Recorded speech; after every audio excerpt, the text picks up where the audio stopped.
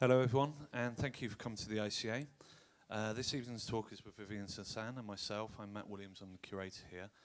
And I had the pleasure of working with Viviane on her exhibition at the moment here, Pikin Slee. I'm just going to introduce Viviane briefly, give you an idea of a short bio. Viviane lives and works in Amsterdam. She studied fashion design, followed by photography at the, you're going to have to excuse my pronunciation here, the Hogeschool van Kunsten Utrecht, and fine art at Ateliers Arnhem. Sassen grew up in East Africa and has been taking photographs on the continent since her first return visit in 2002. Recent exhibitions include Umbra at the Photo Museum Rotterdam and In and Out of Fashion at the National Gallery Scotland, Winter Photo Museum, Switzerland, and Huis Marseille. In 2007, Sassen received the first prize of the Prix de Rome, and in 2011 she won the International Centre of Photography Infinity Award for Applied Fashion, Advertising, Photography.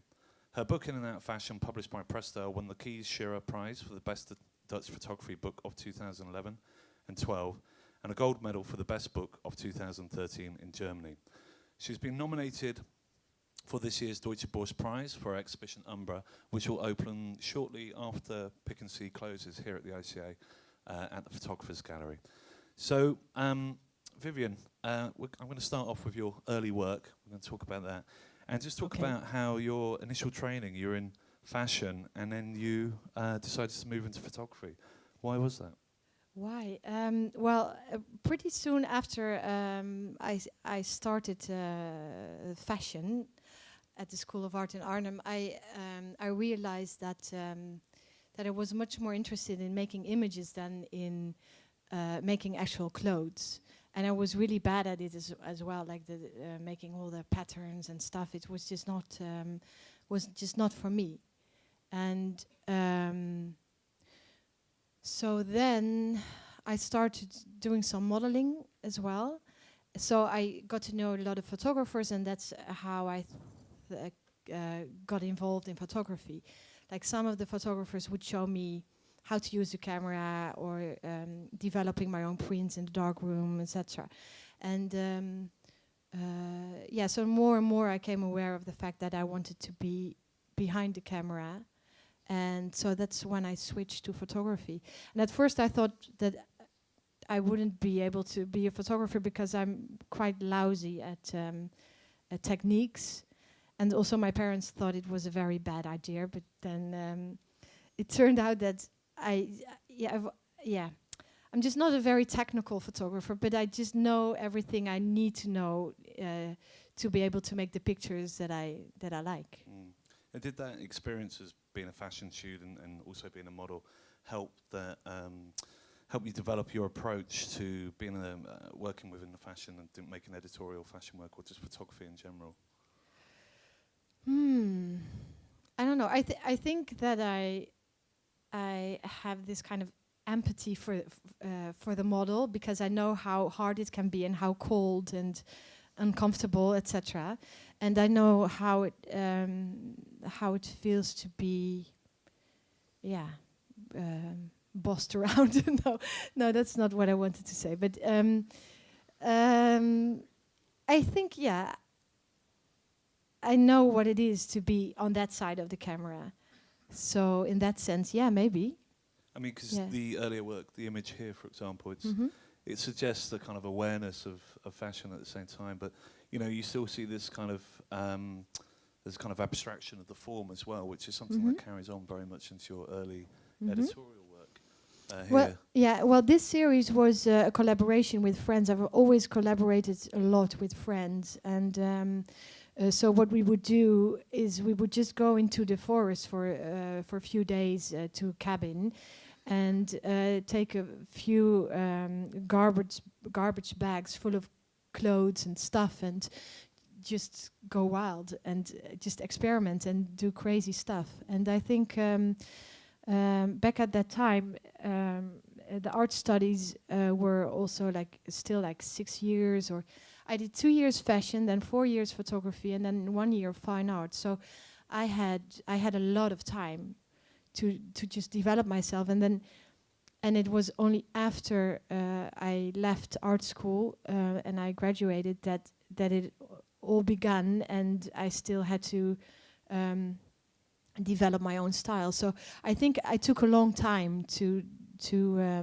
find out what it was what I wanted to do, and because first you are inspired by a lot of other people, and then it takes some time before you actually find your own path. And around that time, there's here as well. There's kind of further kind of.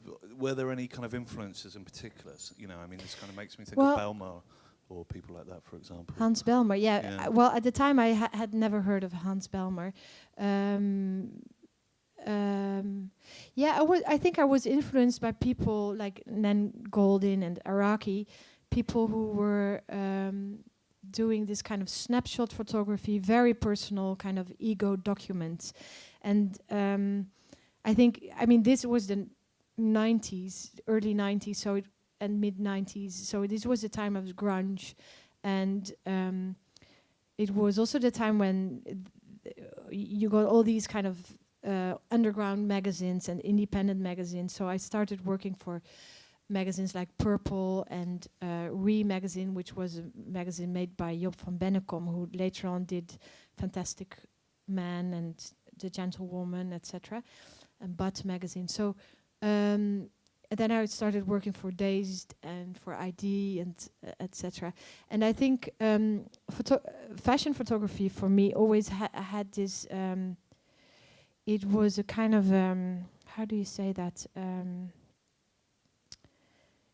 It gave me a kind of platform to experiment and to show my pictures to a broader audience. And back then there was no internet, and now that I say that, it sounds pretty weird that there was no internet. And I would just go to a shop. There was one shop in Amsterdam who sold these, at the time, very small purple prose and purple fiction magazines, etc. So I think there was this kind of aesthetics to these kind of magazines, which inspired me a lot, because it was a kind of do-it-yourself, quite straightforward. And because before that, the only thing I knew was like magazines like Cosmopolitan or something, you know, which was completely different and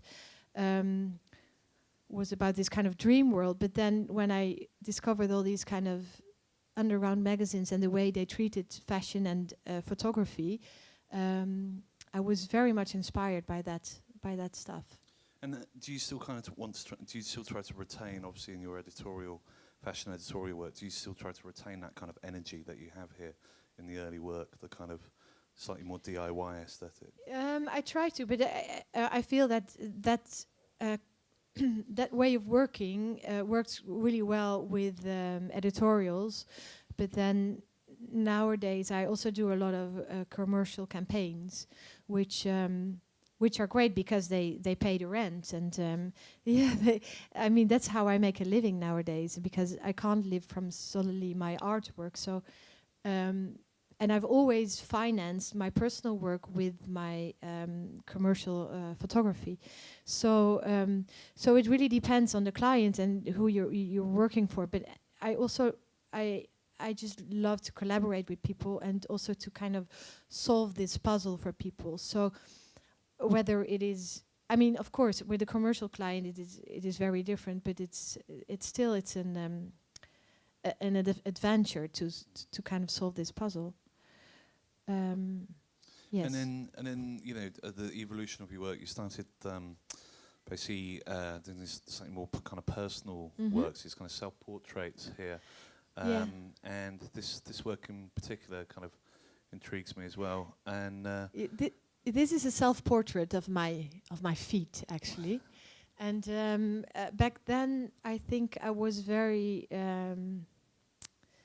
I think every artist kind of makes self-portraits, and then this, of course, is a literal self-portrait. But then, I believe, I mean, looking back also on the work I did in the past, I can clearly see different periods of time. So, for instance, this was in my late teens, early 20s, when I was still exploring my own sexuality and my own body, and was intrigued by that. So I took a lot of nude portraits of friends and of myself, etc. And I think from a very early stage on, I try to kind of abstract the body and make them into sculptures somehow. Which is something that is evident throughout the work, throughout the history of the work up until the present day. And I mean, it's obviously you experimented as well here with the next image here, where again it's this kind of playfulness, the idea of the body as a sculpture, and this is something. I mean, was that kind of informed by any kind of previous experiences? Or?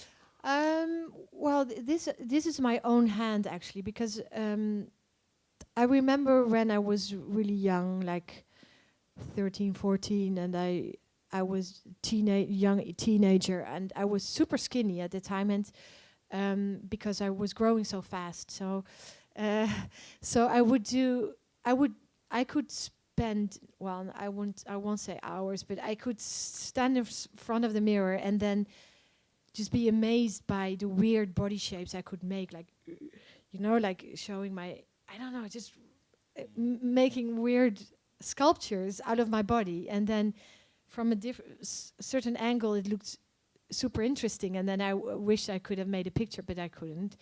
But then, so this is really about looking, because, for instance, here I just hid my fingers behind the rest of this thing, and then later on I thought that maybe this was influenced by a childhood experience, because when I was young I lived in Kenya for a few years, and then next door was a polio clinic, and there were a lot of kids with polio, and they were my playmates basically, and so often we would sit on the climbing thing, the climbing frame, thank you, and I very vividly remember this moment that I was there with a boy, and we were just comparing our limbs and how different they looked, because at the time, as a child, you have such an open view on the world and around you, so you take everything just for granted. And I thought that there was such a beauty in his in the way he looked, and I saw that it was very different from my own skin and body shapes, but I found it kind of intriguing and beautiful, and I didn't realize that this was a serious illness. And then of course my father was a doctor, so I've always been kind of intrigued by the human body, basically, I guess. Yeah. And that's evident in. I'm just going to show some images of your early. Yeah, this is not really early. This is way later. But Sorry. this no problem.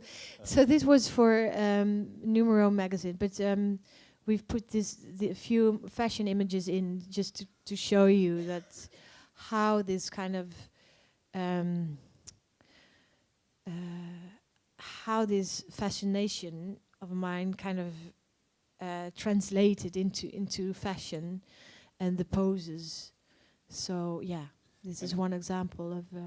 There's a very kind of, again, it's a kind of very playful, simple abstraction. Then you have this kind of sculptural quality as well, which is evident here in these works as well. Yeah, sometimes like in the act of shooting, of taking pictures, I almost feel like more like a sculptor than a photographer, because I can kind of mold my models, and then it's really about having that certain angle and hiding a leg or showing an arm, or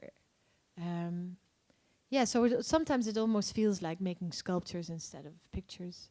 Yeah, I mean, it's also this kind of idea of transformation, how you transform the body or how we kind of perceive the body. I mean, here, of course, you have these, which is something that as well that's evident in some of the later work that we'll show, but this kind of fusion of two bodies together, so it becomes almost one, and this kind of further abstraction. I mean, was that just informed from your early experiences, or just experimentation? I don't know. The thing is, when I work, I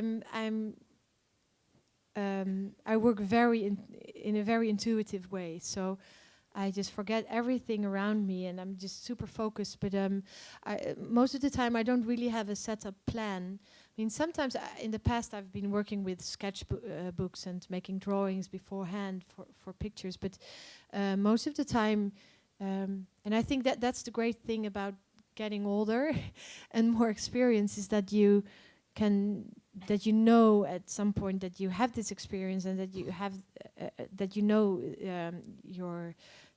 the techniques that you need to know, and then that you can sail on, or how you say that, on your intuition. And that's really the most amazing thing, I think. Just to be able to go to the location or wherever you are shooting in the morning, and not be worried too much, and just know that it will be okay, because all the elements come together on that moment in time, and you can never predict or force all the elements. So you just have to deal with the things that are there. And I mean, the model can be very grumpy or jet-lagged or whatever, or you know, there are all these elements in this reality of that moment, and then you have to deal with that. And that I find that super exciting. Again, it's that kind of, I guess, it's returning to the collaboration as well, whereupon you're relying upon the team, you're relying upon the model, who, you know, can, as you say, be a bit grumpy and a bit jet-lagged. And, you know, there's just so many people involved, certainly with the fashion work. And then, obviously, I wasn't aware so much of the planning as well, so I'm interested in the idea that you kind of almost prepare the kind of the photo shoot through drawings and the like. Well, sometimes I did in the past. Like sometimes I would have like a very specific idea or a concept for a photo shoot, and then I would make little drawings and ideas for pictures. And sometimes I still do that, but most of the time I like to surprise myself, because I think that's the most exciting thing, to be you just have to kind of force the accidents to or the coincidence, which is of course crazy, but it is pretty much that, like trying to put all these elements in place, which allows you to for accidents to happen. And then just moving on to this image here, and next image, and they both, you know, this is early experimentation with the silhouette, and also, and in the next picture as well, you have the playfulness with the shadow, which is evident in Flamboyant and Parasomnia, and to an extent in Pikin Slee. I mean, what informed that? How did you? Well, it started when at some point I was not in a very good period of my life. My father just died, and I didn't want to. I stopped modeling, and at some point, this friend of mine, who I still knew from fashion, the fashion department, he asked me to do self-portraits in his clothes, in his graduation collection or whatever. So I did, and then I was not happy with the result, and I just had all these prints, and then I started. I just took a black edding, and started to. This is not me, by the way. It was other pictures, but just erasing my own skin, and probably it had something to do with these feelings of depression or whatever. But yeah, I can clearly. Yeah, I think it relates back to that time, a time of mourning, basically. Mourning, yeah. And this wasn't Photoshop or anything like No, that? no. This was all pre-Photoshop. So this was like 1995, and then I kind of discovered the sculptural qualities of the shadow and so as you can see in the in the next one. I mean, of course, this is also kind of a funny picture. not only the face, the shadow, which is actually her own face, and then do you want to know how I did that picture? No, maybe not. I don't know. Do you want to know how? Yes. Yeah. Okay. So I wanted to. This was for Purple magazine, and they never published this one because probably they thought it was too funny, which I thought was really kind of a pity because I really liked it. But anyways, I think at the time they wanted to be more serious, so they didn't publish it. But anyways, I wanted to do a series with the shadow, and I also did a Hitchcock picture in between, and so then I just I had a very strong light, a lamp, and I put her in front of in front of a piece of paper, which I put on the wall, and then I just made the silhouette. I was drawing her silhouette, and then I cut it out, and then later on the light, I removed the light bulb further away, and then I put this piece of paper with her silhouette. I put it in between the light and her, so that's how I did it. So yeah, it's quite playful. It's funny because now maybe you would do this in Photoshop. I don't know, maybe not. But I also remember one of my very first jobs, which was for Miu Miu, and that was my very first campaign, and that was all analog. And looking back at that now, it seems completely crazy. I mean, the mistakes I've made, it's like, wow. You have to learn by them. Yeah, making Polaroids and trying to recreate that moment of the Polaroid and wanting to work with daylight at first while it was December in London. And yeah, it was very interesting. I have that problem with artists all the time when they don't think about the geography or the climate. Yeah. But moving on as well, this is very much... was this a fashion editorial as well? This was the first campaign I did for Carven, a French brand, and the designer Guillaume Henry. He's very much involved and interested in photography, so that was good because he wanted me to experiment. And I think I've always been in fashion photography, not because of fashion, but because it allowed me to play. And to create images and to do what I love most, which is making pictures. So he also pushed me to challenge the boundaries of what conventions of what a fashion campaign could be. So, and then here you see that I started also the twisting images around and. Because I thought it was interesting that she becomes kind of weightless and. She's also, camouflaging her face, covering her face there, which is something as well in this image here. You never get to see the face in a lot of your photographs. Yeah. I mean, why is that? I think. Well, I've thought about it a lot because.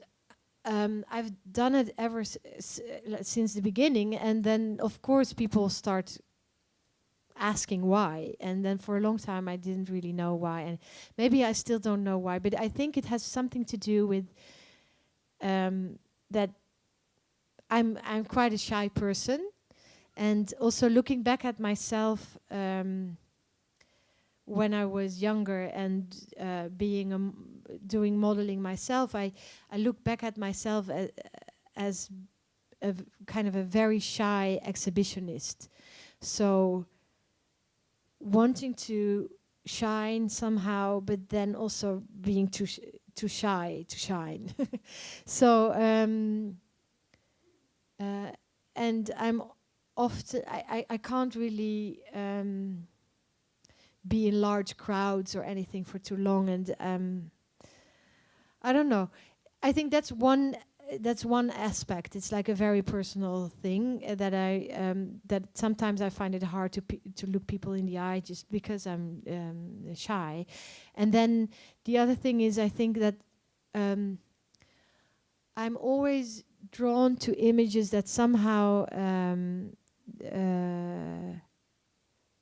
not how do I explain this? Which raise questions rather than give answers, or Almost kind of question conventional kind of understanding of beauty, or also that, yes, but also I think like pretty literal. Like the moment that you see a face on the picture, your eye is drawn towards the face, because that is humanity. That is what we do. Like we scan a face immediately, and then from that face we well, at least we think that we can see a lot in there, and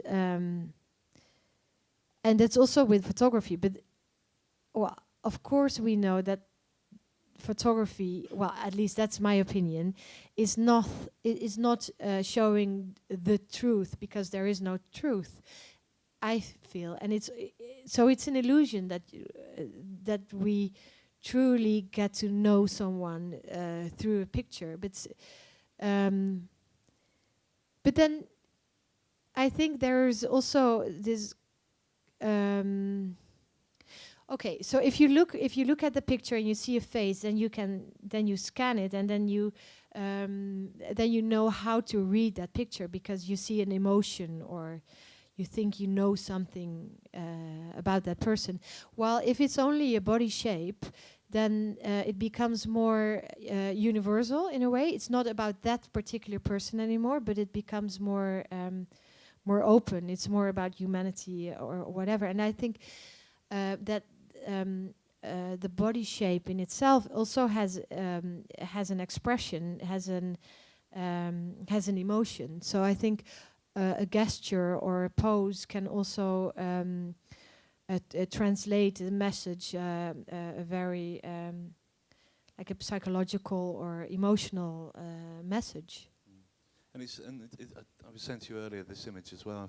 It's interesting as well, because again the body's almost fully abstracted, and I always found it interesting with a lot of fashion campaigns that your fashion editor was that, there's not enough clothing in it sometimes, but this is where you actually use the clothing here in a very kind of sculptural form as well. So almost you're mimicking the kind of the emotion of the body, but through the clothing as well. Yeah, yeah. Of course, this picture is very much about our Dutch bulb fields and a bit of national. Well, no, but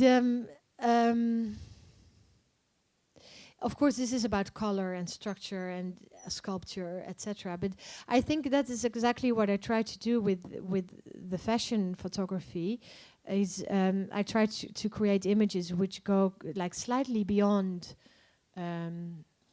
just a beautiful girl in a beautiful dress. So I'm really in it because of image making, like creating this kind of. So the clothes secondary then? Oh yeah, definitely, yes. Although, what it creates there is gotta be playful. But here I was lucky.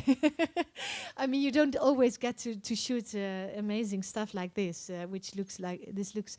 My friend Duke here told me that every time she looks at this picture, she thinks of snails. These nude, naked. Well, anyway, never mind.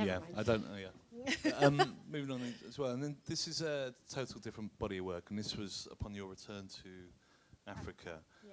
Die Son, again, apologies for pronunciation. Die Son zien alles, which means the sun sees all, or the sun sees everything. And it's actually the title of a tabloid newspaper in South Africa. And can you talk about this work? I mean, you went back there and obviously spent some time there and took these kind of documentary style photographs, which are obviously very different from the early work and the fashion work. So the thing was, in the year 2000, I met my husband, now husband, Hugo, who had a kind of mutual background as I had, because he was born in Zambia. His father was also working there as a doctor, and he lived in Tanzania for a long time. So when we met, we found out that we had this mutual background and this link to Africa. So we started traveling to Africa many times. But then we started off in South Africa because when we were young, of course, there was the apartheid regime. So South Africa was like no go, you know. And but then we were really curious to experience it now that apartheid was over, and we thought it was a good idea to spend a few months there. So so we went there in 2000, and at first I didn't really think that much of it because most of the parts of we went to Cape Town, which was not at all it's very Western. But then we went into the townships and we made some amazing friends who are still very, very close friends who lived in the townships, and they took us around. And I became really obsessed by the townships because that was the only thing back there in South Africa which vaguely reminded me of my own youth in Africa back in the 1970s. And then but then I was also intrigued because this was 2000 and not the 70s anymore. So there was this very lively atmosphere, young people, like, you know, I don't know. I mean, young people are the same all over the world, just wanting to express themselves through music and clothes, etc. So, and these people, with like the very minimal means they have, they try to create their own identity. Mixing rap music with their own local language, which is the Kwaito music. And so I got involved with people there. And then did this, I mean, I think it's fascinating, this imagery here where you got the kind of billboard posters as kind of almost backdrops. Yeah, so then what I did, I was, at first I started interviewing people and taking pictures of people, portraits, in a very documentary style of photography. And so I had them writing about their lives, etc., next to my pictures, etc. But that was never published. But then I also got really fascinated by this because this is a way of people. I mean, these are advertising posters, like misprints or bulk or like stock, which is otherwise would have been thrown away. But so people in the townships, they can buy these posters for a very small amount, and then they use them not only to get the dust out and the sand, because it can be very windy in the Cape Flats, but also to decorate their homes and their shebeens. The shebeen is a township cafe, or their shops, etc. And I thought it was so interesting because it was this clash of different societies. Or, I mean, maybe if you go to the next one, but this. Well, this one, yeah, this is it's kind of children's advertising poster with. And this is in a shabin, in a cafe, in a township cafe, and then maybe the next one. Because this, for instance, is a Woolworths poster. And I thought it was so interesting how they kind of adapted these images of Western luxury, etc., but then also made them into their own and like customized them. For instance, you see here, you see the window in the middle, and then her shoulder is on the right, and then her hips are in the middle, and she's on the left. And there's something, on one hand, there is something a bit sad and cruel about that, but then at the same time it's also very interesting, like how they adapt these kind of influences from the West and make them into their own, and kind of also the collaging with the collaging, exactly, but also the I don't know, like sometimes you would travel in Africa and then you would come across a shop on the side of the road, and then there would only, like, someone would only sell some tomatoes. But then if it was a young guy, for instance, like sometimes you see these signs like Nike tomato shop or Adidas, you know, or people draw Nike swooshes on their sneakers. And somehow it's painful, but then at the same time it's so strong because it has a kind of a creativity of its own, and they don't even, they don't need to.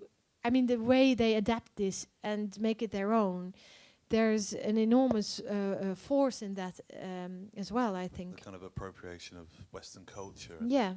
Mm-hmm. They kind of shape it into their own. Mm-hmm. I mean, I love this image. It's so great. I mean, were they staged in any years? No, not at all. No, they were just playing pool. I mean, this is like a billiard, like a painting, like a Dexter Dalwood painting or something. So it's a great. I mean, this obviously prepared you for the next body of work, which has been exhibited widely, Flamboya and Parasomnia.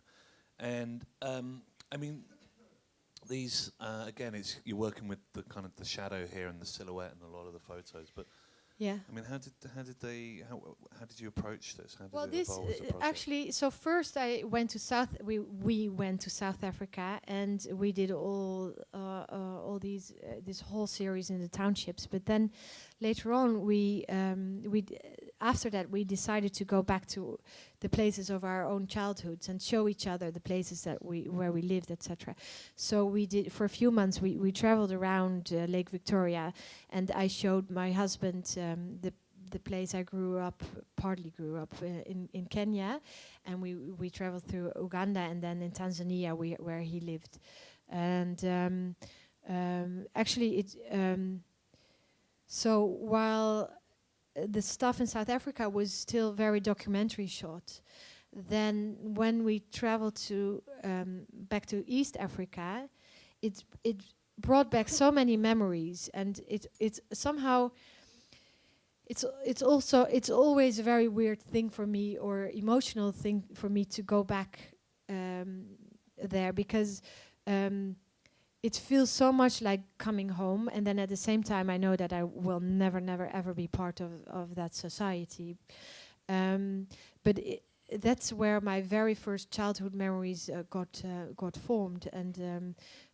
so it's in my blueprint, in my spine somehow, and so when I went back there together with Hugo, I had a lot of dreams at night, and all the memories came back, etc., etc. And so I started drawing, and then at some point I made this click and thought, well, why not stage my pictures? Because it was so evident to me that the whole idea of Africa, in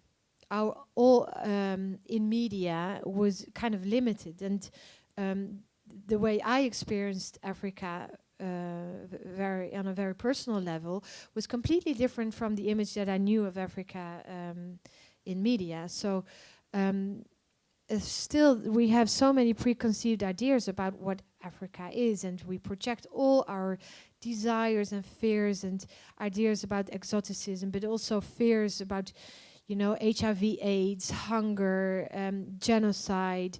And so if you think about Africa, it's like, it's either black and white grainy pictures of small children with big bellies and flies, or it's the Leni Riefenstahl, which is like the exotic other, the noble savage or whatever, or it's the National Geographic beautiful nature, etc. And then I thought that, of course, my vision on Africa is not the truth either, because of course I know that this has been influenced by my own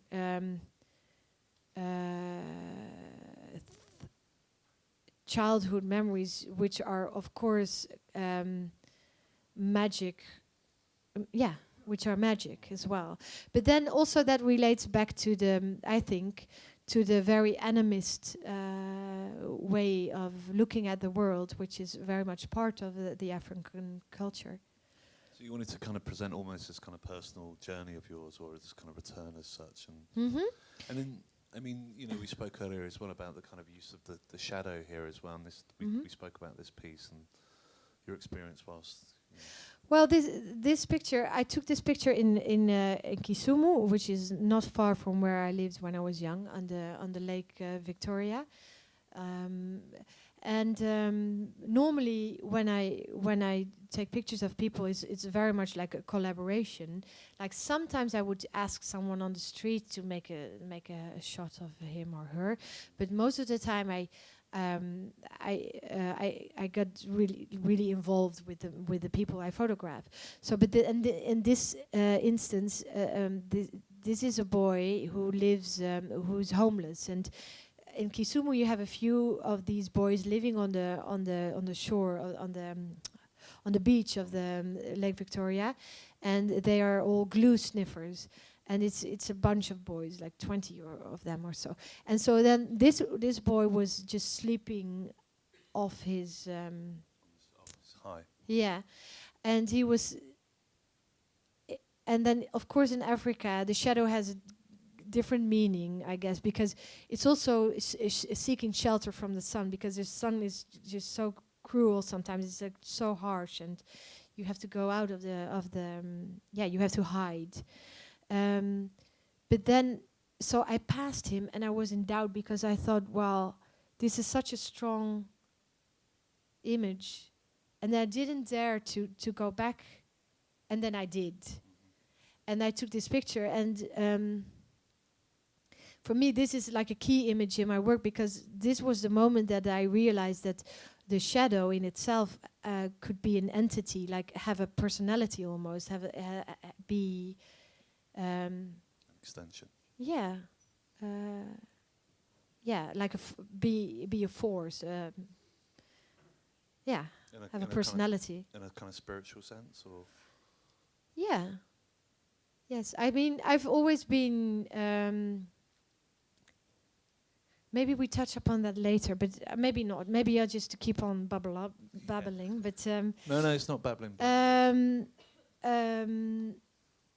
I've always been intrigued by the shadow, and I think it has something to do. But again, this is like psychology from the, we say kitchen psychology, but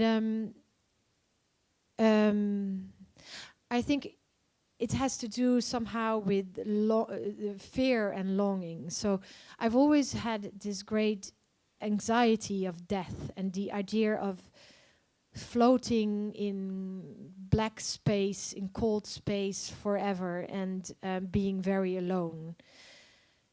And I mean, we don't really often talk about that, about death. But it is very much part of my daily life, because I think about it every day. And also somehow it's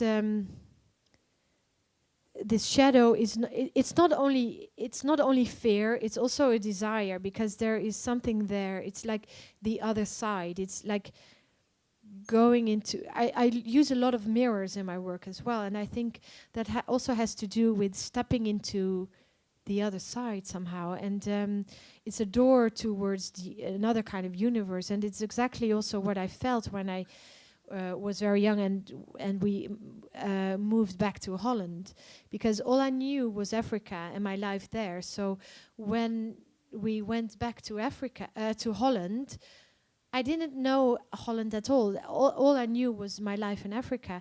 So it felt for me like I was suddenly in this kind of parallel universe, and I had the idea that my real life would just go on without me in Africa. And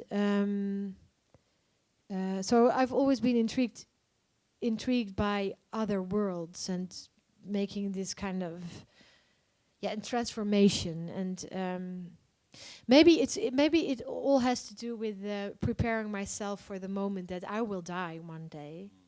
But it's, I mean, the use of the shadow, the soul as such as well. But then the shadow. I mean, if you go to the next picture, I think it has also to do with, I mean, it is multi-layered, I think, because this in a way is also a political picture in a way. While I don't want to be political, because I would like to be, to perceive the world and look at at the world from with an open eye and almost as a child, and not be bothered by things like um, the whole political or the racial debate, for instance. I mean, this is something, like the first time like my parents told me about racism, I was like 9 or 10 years old, and I was astonished. I didn't knew that something like that existed, because before then it felt like I was just, I was not aware of it at all. You wanted to make images basically with it, so you wanted to take the photograph rather than touch upon the politic or That was social but kind of course you grow older, and then you are aware of all these things, and I'm very much aware that all these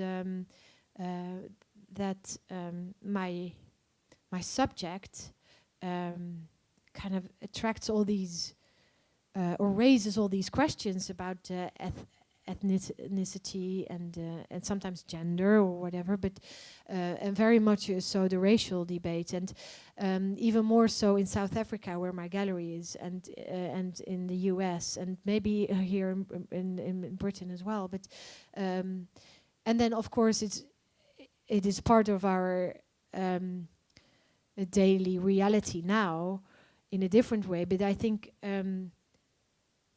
a lot of people are kind of blinded by xenophobia, etc. And for me, what I hope to establish is that these pictures raise questions about your own preconceived ideas about the ethnic or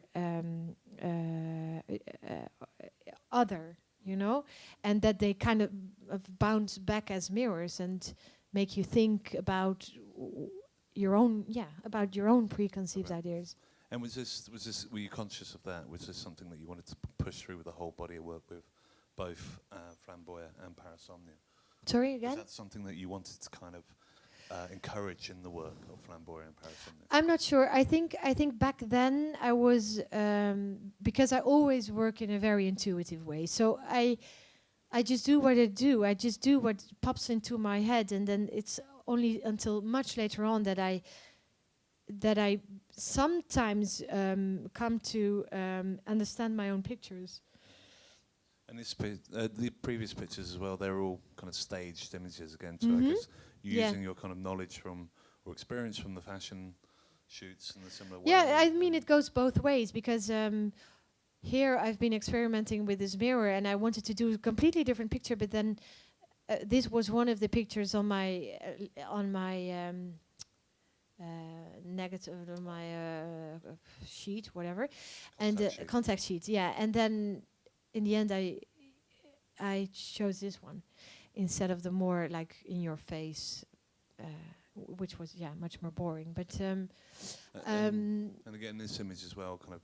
Yeah, so this is not staged at all. This was just a moment that I captured, which of course relates back to the earlier work. Yeah. As well, yeah. And here's. Yeah, I'm just conscious of time, so we're just gonna. Oh, I'm sorry. No, it's great. It's fine.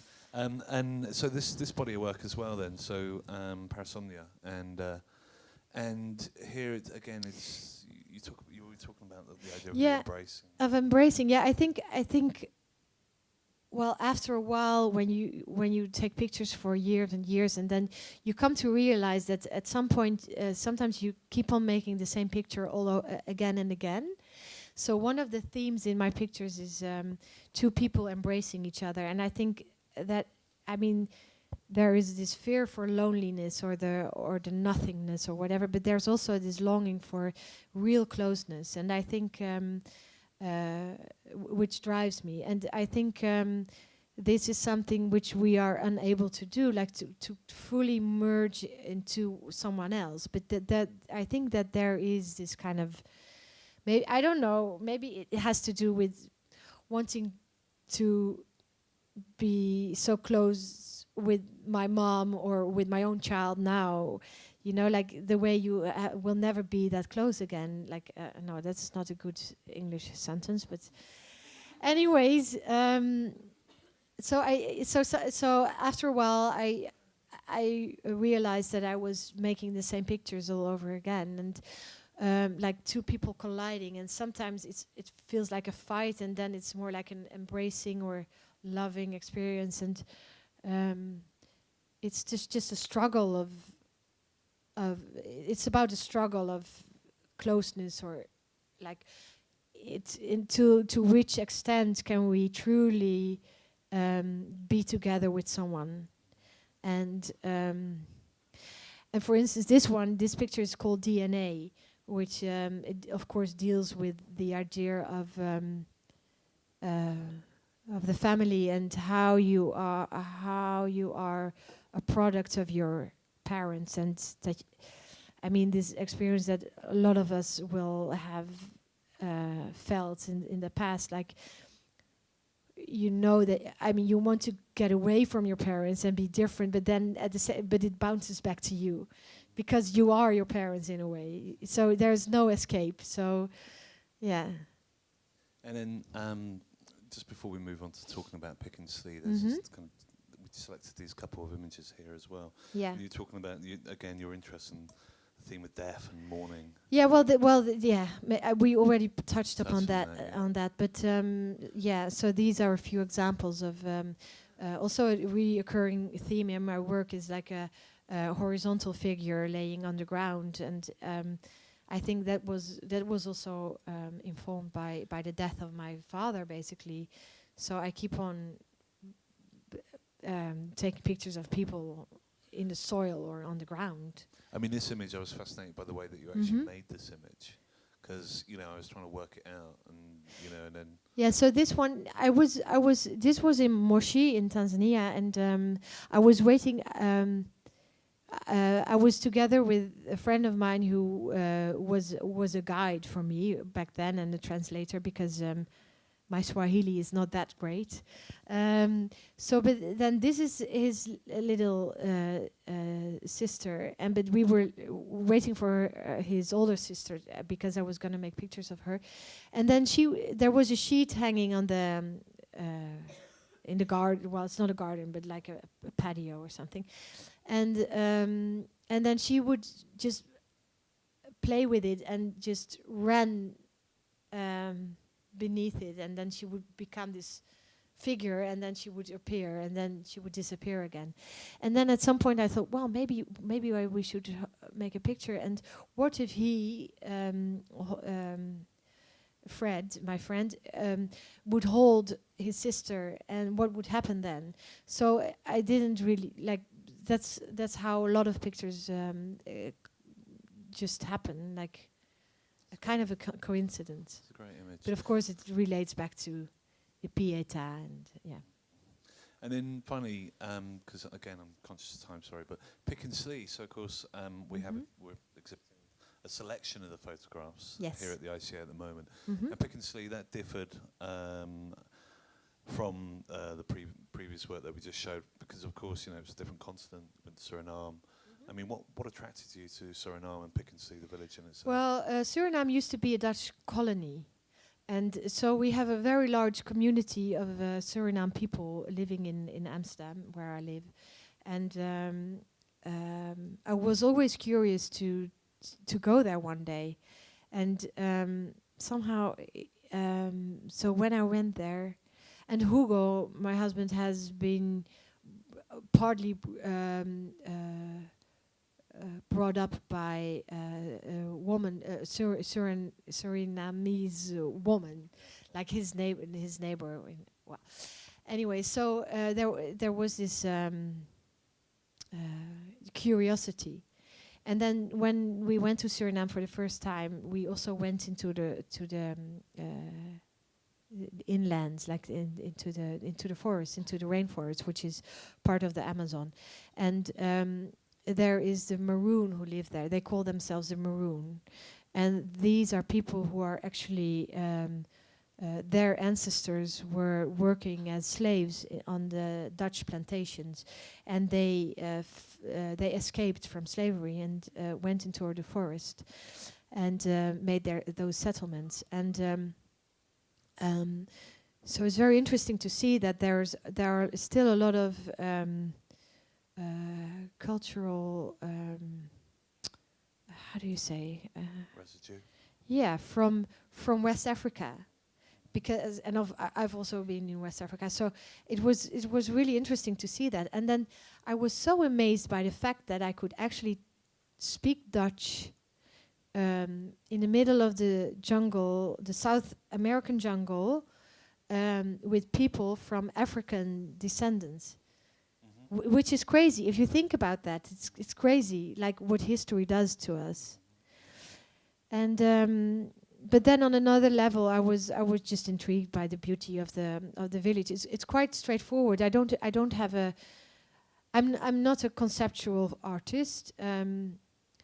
So I also the way I work is very kind of immediate and very personal and intuitive. And I think this was very much based on the fact, well, not based on the fact, but I was actually also editing my In and Out of Fashion book at the time, which is like an explosion of ideas and colors and all these beautiful girls, blah, blah, blah. And I was kind of tired. I was tired of seeing all that images, and so I decided to go back to basics, basically, and just look with my own eyes, just look at what I found in that village, and very simple geometric forms and shapes. Later on I was thinking maybe it was also because the jungle is kind of chaos. It's like complete chaos, and the river is your only anchor, basically. It's like and then there's walls of green, and it's almost too much, and it can be kind of claustrophobic. So when I was in this village, there were also, so maybe I was looking for these kind of very abstract shapes of circles, triangles, or whatever, and also to kind of reset the eye, and to, like, the black and white was also something that I hadn't done in years, and somehow helped me to refresh my own mind. And then, I mean, there's this here, a couple of places. This image here as well. I mean, was that staged in any way? Well, it's not really staged, but this guy, Justus, he was the neighbor, and he was very intrigued by my practice and photography, and so he would, at some point, he, like, in a very natural way, he started to assist me, and then at some point it just happened that I was going to photograph him as well. And then at some point he was like, oh, wait 1 second, because he has been watching me taking pictures of things, like ordinary objects in the village. And then so he ran away and came back with this one plastic glove, and he put it on, and he did this. So striking image. And again, here you have the kind of geometric kind of aspects of the work, which is something that we try to kind of echo within the exhibition design, and to kind of simplify the exhibition, so it's very kind of diagrammatic, and you had these kind of different points of reference throughout the exhibition. And then, of course, you know, almost like the Manovich square here, but in bright pink, fuchsia pink. I mean, you know, it's such a beautiful project, and I mean, we only showed 22 images out of 60 odd. I mean, there's a book in the bookshop as well that you can see them all in. And I mean, after this project, it's, I mean, what next for you, really? What's next? Well, the next thing is like the Deutsche Börse, which will open like mid-April at the Photographers Gallery, which is a completely different project again, and which deals with the shadow. And some pictures are super abstract, but it's also. And then you were nominated for your Umbra exhibition. Yeah, as well, for so the Umbra. Yeah. Work from Umbra. Yes. Thank you, Viviane, for being so candid and answering all our questions, and thank you everyone for coming tonight. Big round of applause. Thank you, guys. Thank you.